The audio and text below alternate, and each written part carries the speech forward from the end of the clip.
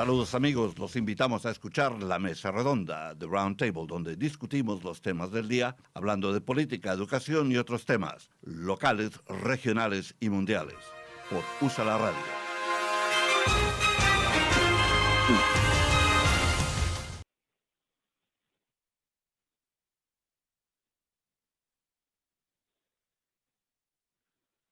Señores oyentes de USA la Media, bienvenidos de nuevo a La Mesa Redonda, The Round Table, desde la ciudad del amor fraternal. From the city of brotherly love, les habla Fernando Mendez, now Jax, controlando el tablero. And as usual, we have COVID-19 news. What else is there, right? The U.S. has now 216,281 cases of COVID.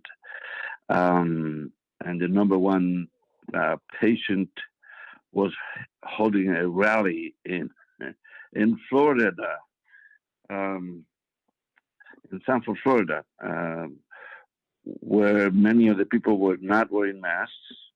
There were more than usual, but still a large number of people not using the masks. So we'll talk about that. We'll talk about Dr. Fauci's comments regarding the use of masks and his concerns about the state of health of the nation, the confirmation hearing for Judge Amy Coney Barrett, marathon 11-hour day of testimony. 22 senators in this committee, Kamala Harris and Patrick Leahy, not in the room. They are doing it remote. And the national polls, Biden is ahead of 51% to Trump 41%. More on that ahead. Some of the students of polls are saying that this is deceiving. This lead Biden by 51 because that's a national poll, and the polls that are more valid are state polls, statewide polls, and they tell us, they give us a better picture of what's happening. And just looking at them quickly, the margin of error would bring Mr. Trump even or ahead of Biden in some of these very important states that are right now in contention: Wisconsin, Michigan, Pennsylvania. So we will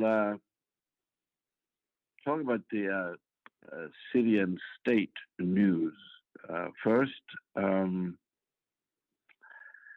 We have the state second lady, Giselle Fetterman, was the victim of a racist attack in a grocery store, the Washington Post reports. Oh boy. Rudolph Giuliani, a surrogate for President Donald Trump, campaigned in a cramped office space in Northeast Philadelphia Monday evening, according to a report from the Philadelphia Inquirer. Rudolph Giuliani, we know, very controversial figure, a man who was a hero of 9/11 because he was mayor of New York at that point, and he earned a national reputation because at some point he was the voice of the government, not just for New York, but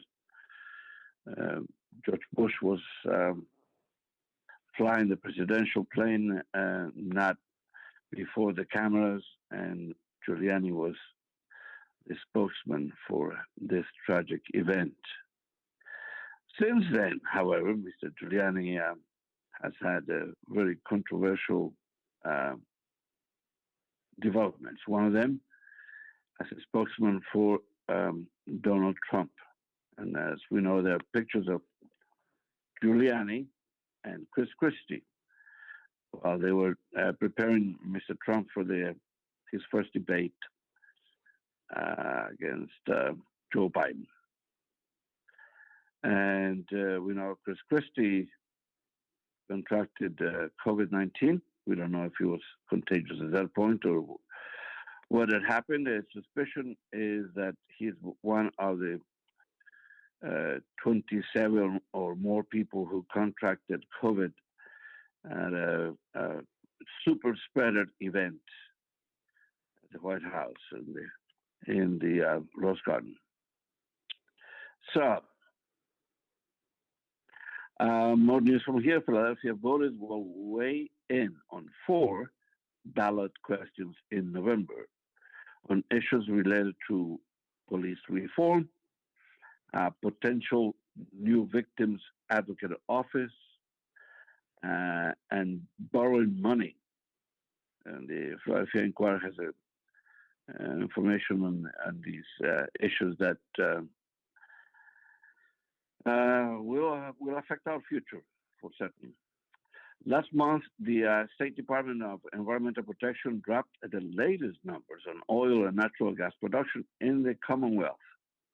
From its reports, DEP found that Pennsylvania produced its largest volume of natural gas in a single year in 2019, recording 6.8 trillion cubic feet of natural gas produced, the second most in the country, according to the Capital Star. So we still have to deal with this global warming, with what we should be doing to control the use of fuel, what we should be doing to purify the air that we breathe.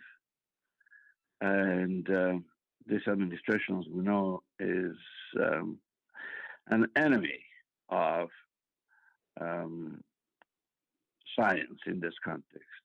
We know that global warming is real. We know that we should be controlling air pollution, but that's not what the Trump administration will be remembered for. Each October, the fountain outside of the east wing of the state capitol flows pink for Breast Cancer Awareness Month. But this year, the annual tradition has been cut short because of vandalism. We'll talk more about vandalism elsewhere in this country, something that is difficult to understand.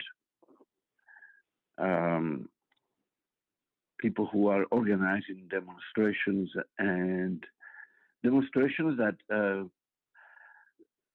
some organizers know they want to keep them peaceful because the purpose of the demonstrations is to call attention upon one issue that they favor, but many of these demonstrations have been infiltrated by people who have another agenda, and they are bent on destruction. They are bent on challenging the police, and therefore having the police react with violence. And that's what has happened in some parts of this country. Portland is one of them. So we'll talk about that in a while. After years of Republican dominance, Democrats and their supporters in Pennsylvania State House and Senate see a path to take control of both chambers this year. So Republican dominance in Pennsylvania's State House may come to an end. For the past several election cycles, Democrats have been slowly chipping away at strong GOP margins. And now, just 9 Republican seats in the House and 4 in the Senate would have to flip to blue in order for power in Harrisburg to change hands. Well, that's one place where we would like to see a change. As we have argued before, it's not good for one party to be in control for a long time. That is better when elections force Congress and force the legislatures to change hands. And this is one clear case in which we are in favor of a change in Harrisburg, especially because what has happened to the Republican Party. But as we have said many times in this program, not the same thing in Philadelphia, where Democrats have been in charge of the city for something like 67 years, since 1953. And they are responsible. They have been in charge for creating a city that is the poorest urban center in this country, containing the poorest neighborhood in the city, the Spanish neighborhood. So, neighborhood where Hispanics are dominant, but they struggle with unemployment, drugs, housing, poverty. So, we would like to see a change in Philly, but that's not in the cards right now. Where are the Republicans who want to organize in this city to gain more power and influence? The Tribune Review offers a guide to next month's election. Philadelphia Inquirer, Billy Penn, and many newspapers that are informing the public about the issues at hand. Philadelphia is looking to expand a $1.7 million pandemic relief fund for workers in the longer-term cash assistance program for struggling renters in the city. Attention to that. Renters, personas que arriendan, están pagando arriendo. Hay un fondo de 1.7 millones para para ayudarles en este caso a los trabajadores que tienen que han recibido asistencia, el programa de asistencia, y la ciudad está tratando de extender estos fondos y el tiempo en que se puede usar. Launched in July with an infusion from liberal financier George Soros, Philly's Worker Relief Fund was designed to help people left out of federal and state COVID stimulus benefits. Entonces, para gente que no recibió los cheques que llegaron del gobierno federal, fue organizado por George Soros. Así que si usted califica, puede buscar información sobre este programa. According to numbers recently released by city officials, the no strings attached cash assistance went to more than 2,100 city residents who did not qualify for previous aid packages. Billy Penn has more information on this, so if you need, contact Billy Penn to find out what you can do if you think you might qualify for this. Again, it's a fund separate from the federal aid, the federal relief assistance. So this is a separate fund created by George Soros. Es un fondo creado por George Soros para ayudar, que se llama Philly's Worker Relief Fund, un fondo de asistencia para los trabajadores en Filadelfia. Y este va, como dicen en inglés, no strings attached, sin ninguna obligación. Simplemente recibe la asistencia y le llegó a más de 2,100 residentes que no calificaron para otra ayuda. Así que estén informados sobre esto. Billy Penn tiene más información. A new study published by Wallet Hub lists Erie, PA, as one of the slowest growing cities in the U.S. from an economic standpoint. It's on Penn Live. As we know, there are so many things that where people sort of fall by the wayside and they don't They don't receive assistance that is sometimes available for lack of information. Así que por favor infórmense porque a veces hay ayuda disponible, pero que si usted no sabe dónde ni cómo adquirirla, por supuesto, pues no va a poder usarla. Otra vez, una noticia sobre cómo lidiar con ese COVID, lo que llaman contact traces, seguir las huellas de cómo y dónde se ha contraído la enfermedad. Y hay mucha gente que está lidiando con esto, gente que quiere ayudar, pero están lidiando con un problema que no pueden obtener la información adecuada. A veces es solamente una cuestión de nombres. A veces los nombres llenan páginas enteras.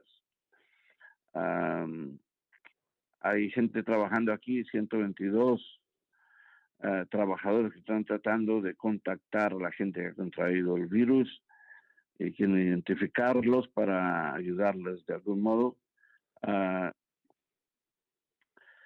Sobre todo si han estado expuestos a esta enfermedad que puede ser fatal.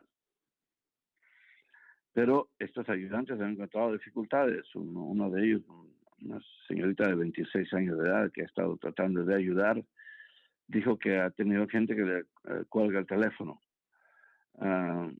Que people who are in denial, gente que no quiere aceptar que tienen COVID, que la posibilidad de que los afecte, y simplemente gente que está enojada. Hay gente que no quiere oír nada de nadie. Están enojados, no han recibido ayuda del gobierno, no han recibido ayuda de sus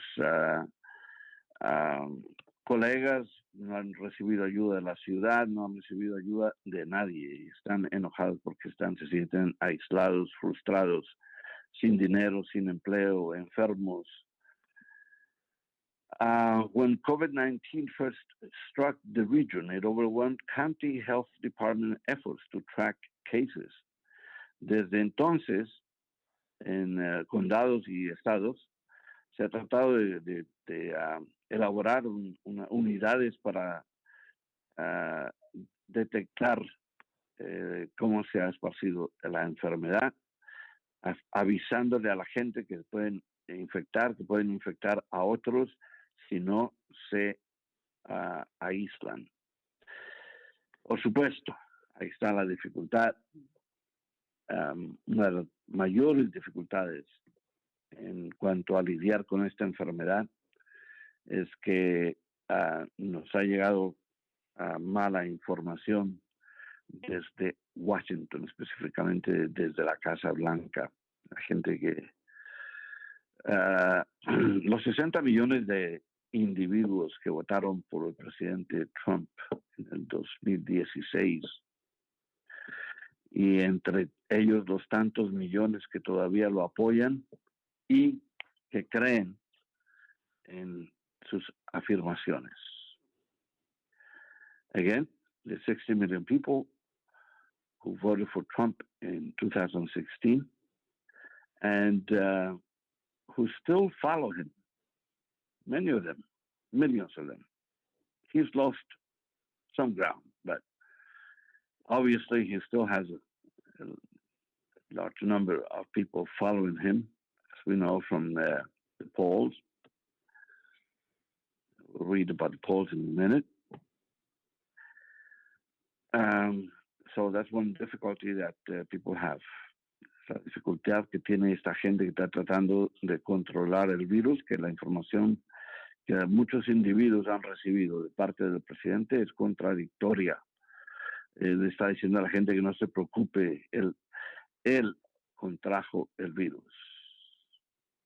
El presidente salió del hospital declarándose inmune, declarando que él es un Superman. Y ahora dice que él tiene tanta energía que se siente joven.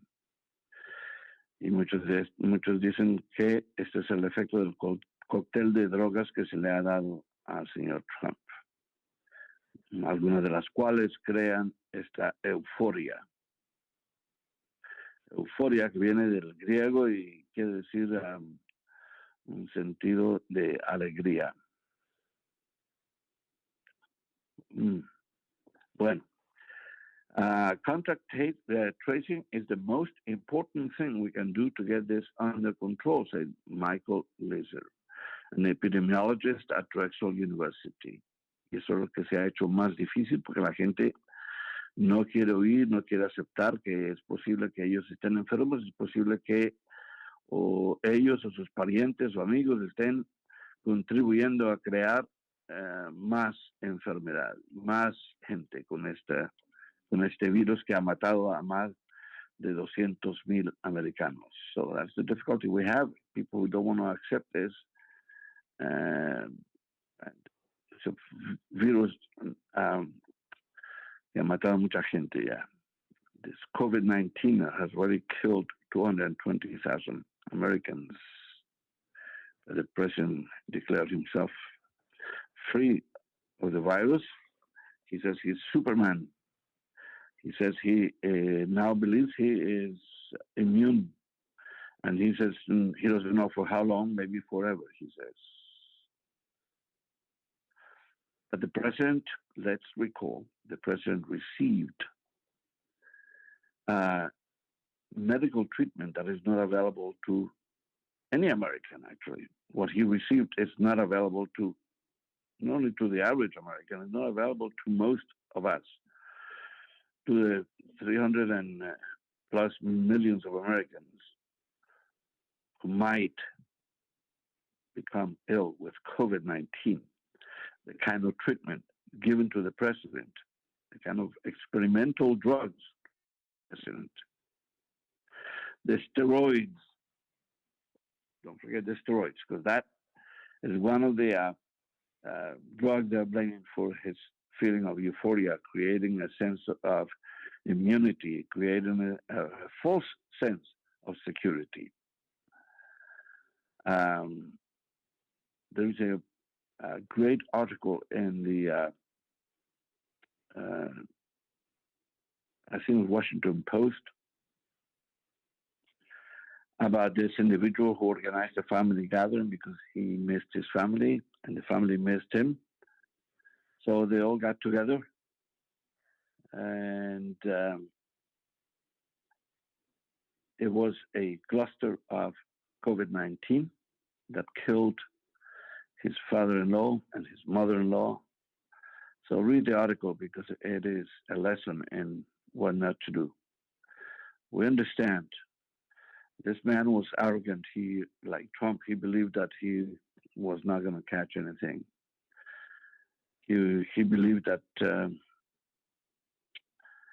he believed what Trump believed, that this is a hoax, and this hoax killed 2 members of his family and got the other ones sick. He himself was sick with COVID. So that's going to happen to more and more people in this country as long as we don't take precautions. And that's what we're concerned about. That we have become, in a way, we have become too relaxed about this sickness. Are just upset about being cooped up, about being locked in our homes, about not being able to entertain, about not being able to go to restaurants, about having to take so many precautions just to open the front door and step out of the house. But Dr. Fauci and the medical establishment, the science people insist you can do a lot to help control the expansion of COVID-19. Washing your hands, wearing masks, especially when you go out. Watching out where you lost your sense of smell or taste. Those are indicators of COVID-19 presence in your body. High fever. So wash your hands constantly. Use these sanitizers. Use the right ones too. There are some sanitizers that are dangerous to your health. Look up where the FDA has put warnings about some of these sanitizers we use too readily, because we go into some of these establishments that put them in the front desk or the cashiers, and we use them without knowing exactly what that contain. So be careful. It's better you better off carrying your own supply of sanitizer liquid, please. And so constantly watch, wear the mask whenever you go out of the house, and by all means avoid large crowds. Large gatherings at this point are responsible for the way there's a resurgence of COVID around the country. So we have to watch out for that. Now, yesterday we spoke about how this um, uh, an ad, a political ad, put out by the Trump campaign, in which they used Dr. Fauci's statement uh, about COVID, about working with COVID. They use it out of context, and they make it appear in this ad as though Dr. Fauci endorses Donald Trump, and his statement about I have to paraphrase here. I cannot believe that anybody could do more to fight this virus. That affirmation by Dr. Fauci was taken out of context and inserted into this ad to make it appear as though he supports Donald Trump. Dr. Fauci came out, gave interviews to refute that ad, asking them to remove it, to remove his voice from it, because he said that he was taken out of context. He's in no way supporting the way Donald Trump is dealing with COVID-19. And we are fairly certain that he does not admire the way the president has behaved vis-a-vis COVID-19. So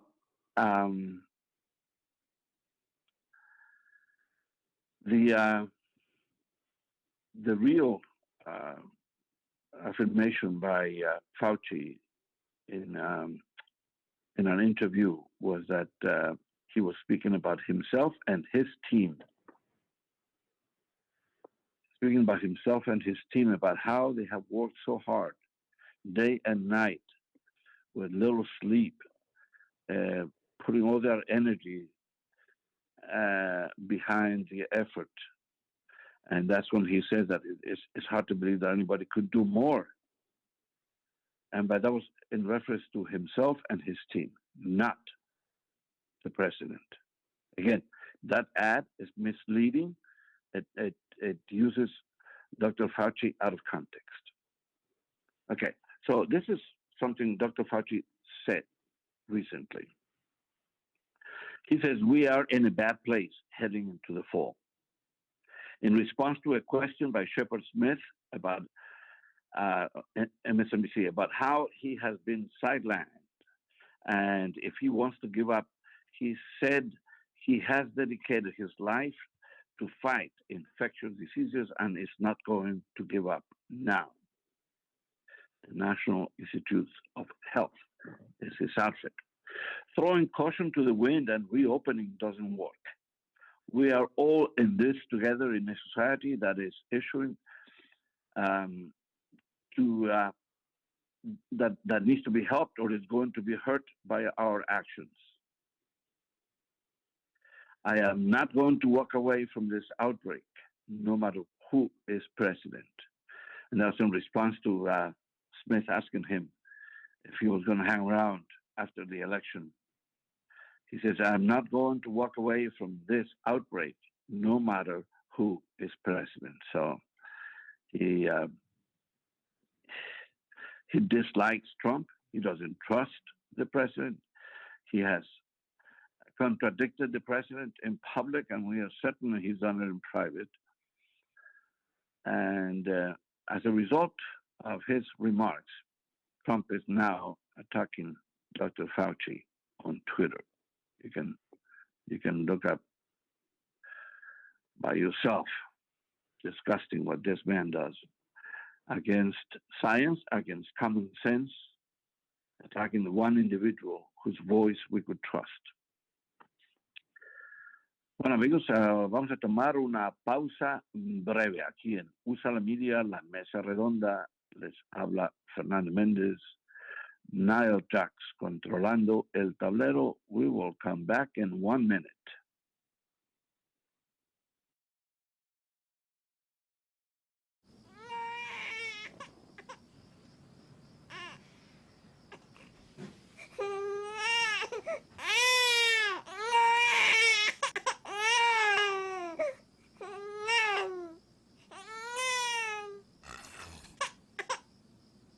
If you love them enough to suck the snot out of their nose at 4 a.m., then surely you'll check NHTSA.gov/the-right seat to make sure they're in the right car seat.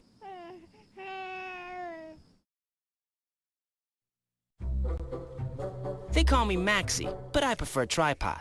I was your above-average four-legged homie, and then wham, bam, minivan. Some people pity me. Now that's lame. I still run, fetch, and swim.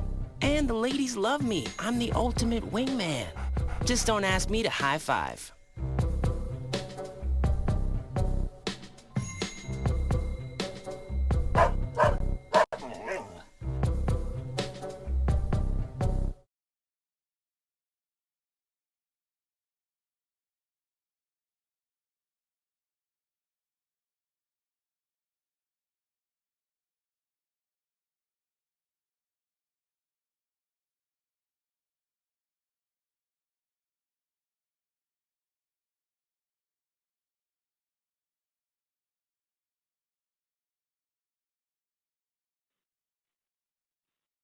Señores oyentes de USA la Media, estamos aquí de nuevo con su programa La Mesa Redonda, The Round Table, desde el corazón de la ciudad del amor fraternal, from the city of brotherly love. Les habla Fernando Mendez, Nile Jax controlando el tablero. So, more about Dr. Fauci. He's clearly, I mean, there's a great video because you know how small he is, and there's a video in which he's behind the presidential podium at the White House, and the president had just made some statement about how COVID would disappear, would go away, and Fauci comes up immediately and he says, "No, this is going to be with us for a very long time." So it's like, and Trump is right there. We can imagine Trump going back to his desk and saying, "I hate this guy. I want to get rid of him, but I can't." So since the 31st of December 2019, and as of October 2020, 37,875,422 cases of COVID-19. That's with the report from WHO, the World Health Organization. And that's in accordance with the applied case definitions and testing strategies in the affected countries. And that has been reported, including 1,081,632 people have died. Now, COVID is in 188 countries, and it's getting really, really bad in Latin America. Now we had a list of the main countries. Obviously, USA at the top, Brazil was second, India, Russia. But now two Spanish-speaking countries have joined that group of countries with the most COVID-19. And that to say, Colombia is one of them, and Argentina, where there is a sudden spurt in cases. COVID-19 protests as Argentina's cases pass 900,000. Many joined the protests in Buenos Aires in their cars.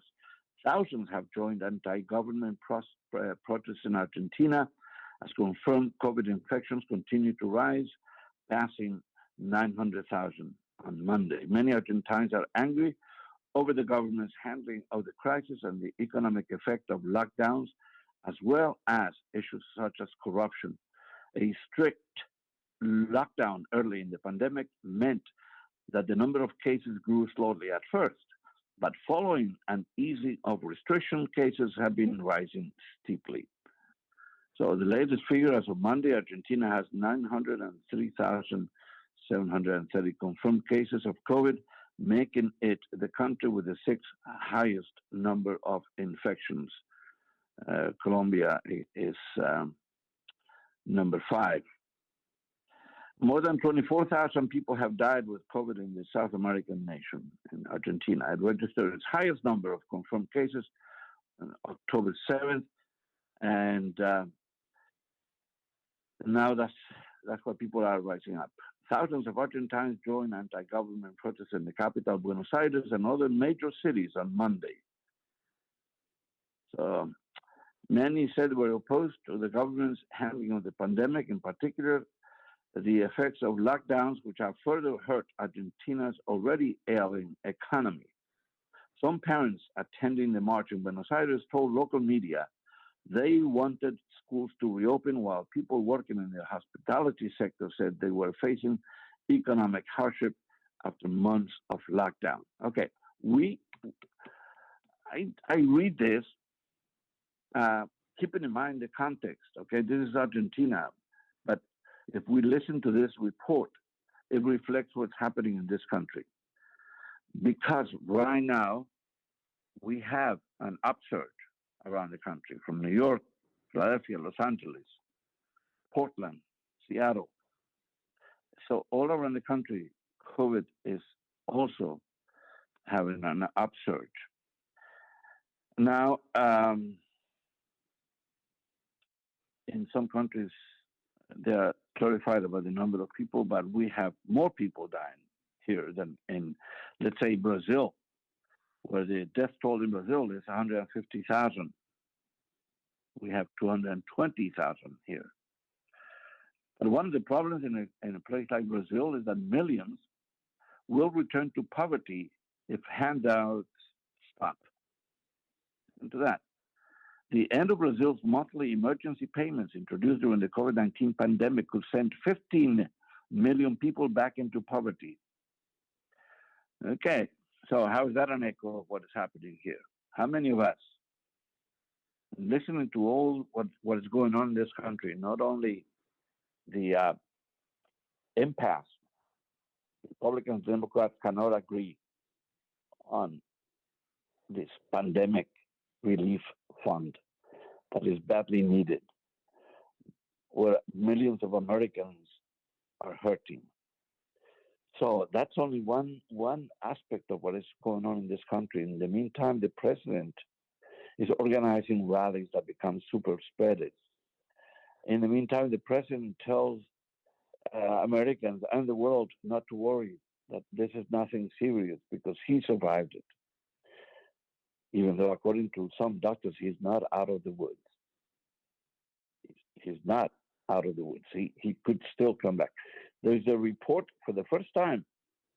An American man has caught it for a second time. So COVID can return. And the president is not immune. I don't care what he says. It's that, again, I repeat, is that euphoria he got from the drugs. Steroids, mainly. Making believe he's Superman. But in the meantime, he's doing so many things that place Americans in danger. Holding these rallies attended by many people. Uh, Granted, some of them are wearing masks, but they are clustered together in tight spaces. Um, so that's what Dr. Fauci and the doctors are fighting, or the medical establishment fighting to get the truth to be heard more than the bully from the White House who every day says something wrong. We need Dr. Fauci and Dr. Birx and other medical uh, experts to come out constantly and contradict this president at every step of the way. There's a doctor, a pulmonologist, Dr. Gupta, who says the drugs given to Trump reveal that he is ill. His lungs are compromised. And we saw how he had to catch his breath when he climbed the steps upon his return from the hospital. So he's not out of the woods. I don't care what he says. He's not immune. He's lying. Euphoria, the false feeling that he has. He's not Superman. In fact, he's anything but.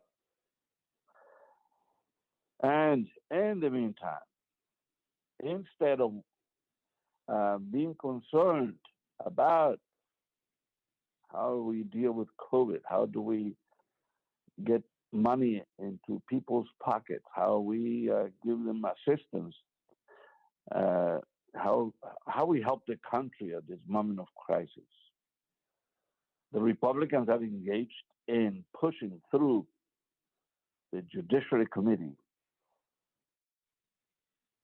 the appointment of a judge that they think will support everything the Republicans support.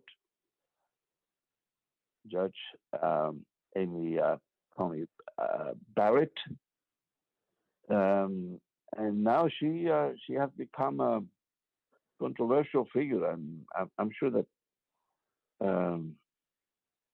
she didn't get there by being unprincipled necessarily, but she has some beliefs that contradict what the nation believes, what many people believe in this nation. And even though nobody wants religion to be a measuring stick, apparently in this case it has affected her judgment. And now, unless the liberal establishment is completely wrong about her, the following issues are at stake. The following issues are in jeopardy. Roe versus Wade, gay marriage, the Affordable Care Act. So the health of Americans, the freedom of Americans to practice whatever form of marriage they choose. Those things are in jeopardy right now. Roe versus Wade, that is, has been the law of the land for a long time, and women had to campaign very hard to get it passed. But we know that the Republicans have taken a position that attacks all these issues that are dear, not only, let's say, it's not only a democratic issue, it's an issue of human rights. And it's difficult to understand. But here we are. And one of the main promoters of this judge, Senator Lindsey Graham. Senator Lindsey Graham, who first attacked Trump. And he was a liar, he was unethical, he was immoral, blah, blah, blah. And then he turned around completely and offered his complete support to his golf partner. And that's one issue that bothers many people. Why are these apparently sensible people, well educated people, experienced, knowledgeable politicians, why are they supporting this president while he's heading into the abyss at full speed? This president doesn't care about them, doesn't care about the country, he only cares about himself. Every report that has come out about his taxes, about what he believes, read Rage by Bob Woodward, in which Trump's own voice tells us that he wants to downplay COVID, that he knows the dangers of COVID. He knows this disease is communicated by air that we breathe in. That unethical, immoral man is our president. This is the election of our lifetimes. Trump says the same thing, but for a different reason. He believes that he's a man of destiny. He believes he's doing the right thing. Now, he doesn't believe he's doing the right thing. He's doing what he does in spite of. Deep in his heart, he must know that he's doing damage to people, that he's hurting Americans, that creating conditions that are dangerous to their health. He must know that in his heart of hearts, deep someplace, unless he's completely insane, narcissistic, pathological liar, this president has to know somewhere in the corner of that dark heart that he's not doing the right thing. One of his relatives, cousin, wrote a book revealing the true nature of Donald Trump and how he was created. So now we believe that's how he was created, to be evil. There's no other way to interpret it. There's evidence that he's lied at this point more than 20,000 times. He's told half-truths or distorted reality, but that's how he was raised, and that's how he became a reality show host. Now, as we speak, the Senate, the Judiciary Committee, is questioning the judge that Mr. Trump wants to put in the Supreme Court to replace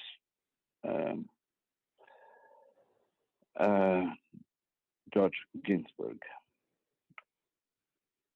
So we don't know what's going to happen there, but this is a marathon today. We'll probably speak about that in a future show about what happened with this hearing, especially by Friday when there's a final result.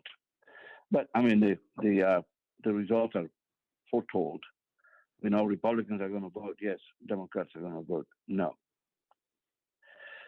But I want to go back to something I mentioned a while ago about the demonstrations around the country.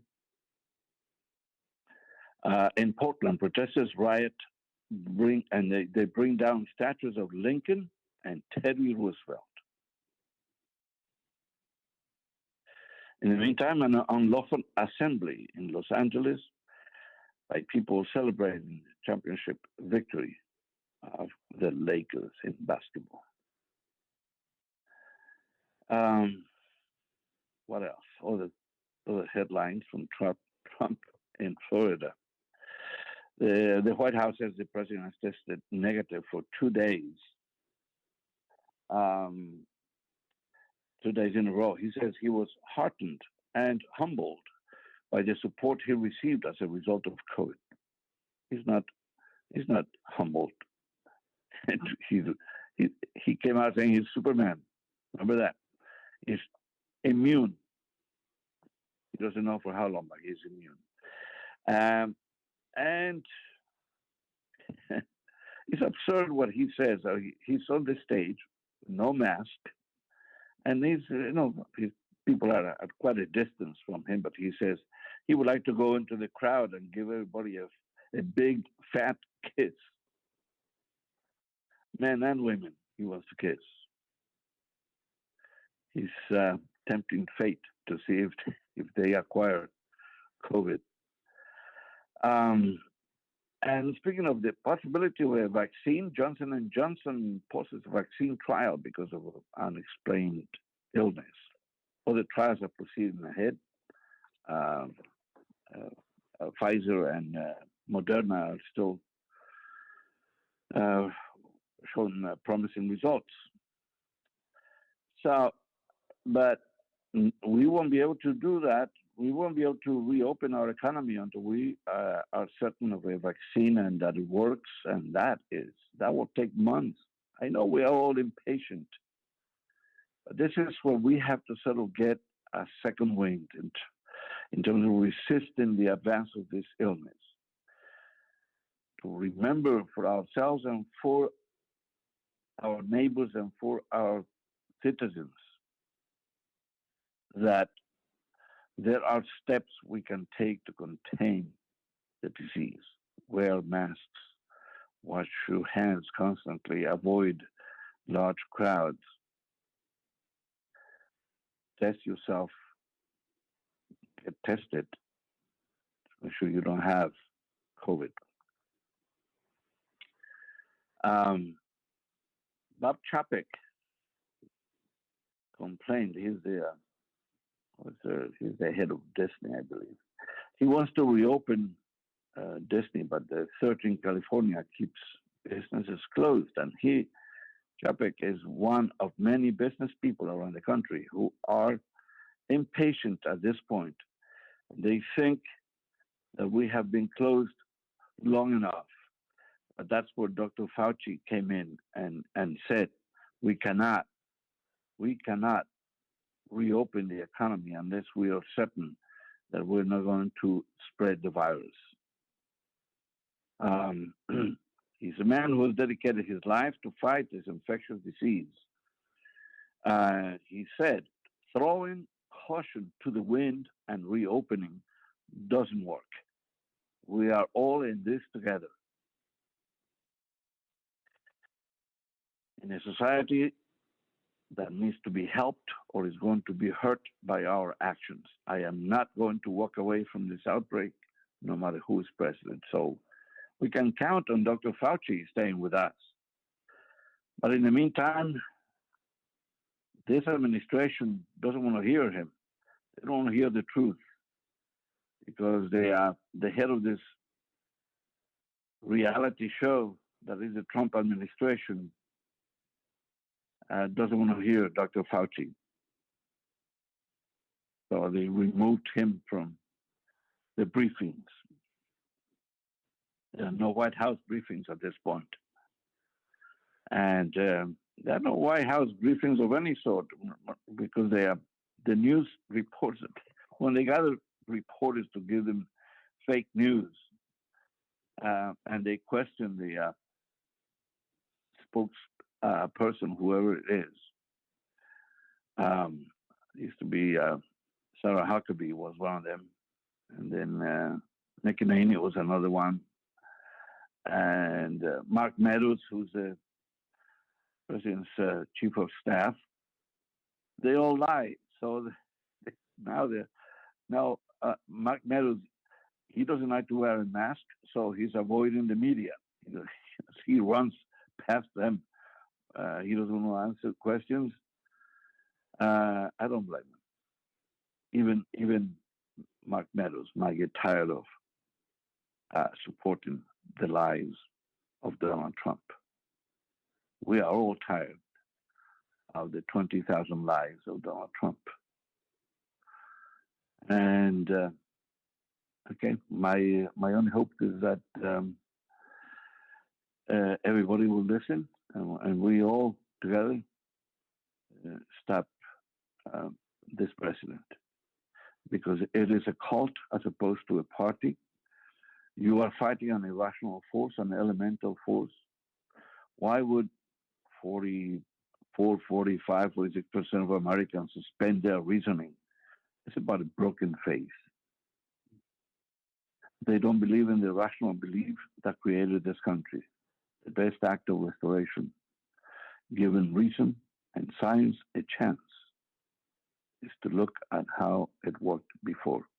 That was John Meacham, historian John Meacham. Thank you for listening to us today. Muchas gracias por su sintonía en el día de hoy. Se despide Fernando Mendez, Carl Jackson, controlando el tablero. Aquí estamos en Úsala Media. Los esperamos hasta la próxima.